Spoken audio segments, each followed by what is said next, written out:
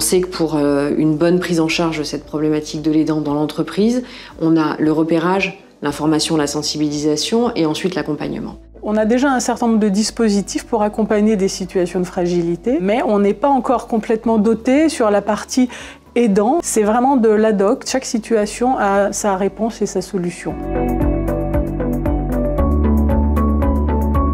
Tout est parti d'une communication interne qui s'est appuyée sur un sondage que nous avons engagé, qui était la première déjà amorce de la réflexion, c'est-à-dire avez-vous été confronté à des situations en tant que collaborateur, en tant que manager? Si oui, comment les avez-vous traitées? Et ça a été l'occasion en fait d'amorcer une communication sur le sujet pour libérer à la fois les initiatives de la part des directions locales. C'est de là qu'est remontée cette proposition de mettre en place des accords, par exemple sur le don de jours de repos, en lien avec les partenaires sociaux aussi sur les établissements. Ça devient indispensable de savoir véritablement analyser, comprendre et mesurer l'apport de l'aidant dans l'entreprise. Le premier sujet, je pense qu'on a à faire savoir davantage que l'entreprise est prête à accompagner ces situations-là et que les gens se sentent en confiance pour venir les partager. La deuxième demande, et je pense sur laquelle on a aussi à pouvoir progresser, ils nous ont dit on a besoin d'être accompagné sur, quand on est aidant, toutes les démarches qui, tout d'un coup, quand on se retrouve dans cette situation-là, sont des démarches qu'on va devoir faire sans savoir comment s'y prendre, sans savoir à qui s'adresser, sans savoir quelle aide on peut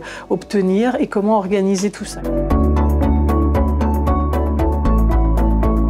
Chez EY, je pense que pour les aidants, on les aide déjà, je pense, à chaque situation dans l'organisation de leur travail, puisque c'est ça qu'on va traiter en priorité quand ils viennent nous voir. Comment est-ce qu'on fait pour leur donner un moment de souffle pour qu'ils gèrent leur situation en tant qu'aidants? Là, dans le monde qui vient après, je pense que la dimension supplémentaire, c'est de leur dire, OK, l'organisation du travail, elle va se flexibiliser de fait, donc on va pouvoir vous accompagner davantage encore, et vous savez que ça existe.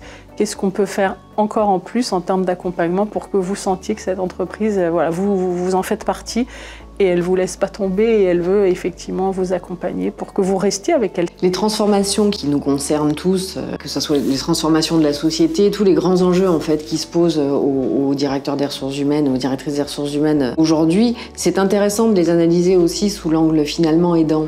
Pourquoi? Parce que un salarié aujourd'hui sur 10 est aidant. On sait que les projections démographiques vont faire qu'en 2030, il y aura 4 salariés sur 10 qui seront des aidants. Au-delà même de la question de la responsabilité sociétale, je connais peu d'employeurs en fait qui peuvent dire « moi, il y a 4 salariés sur 10, je m'y intéresse pas. En termes de main-d'œuvre, je cherche pas forcément à les attirer, je cherche pas à les fidéliser, je cherche pas à les retenir ».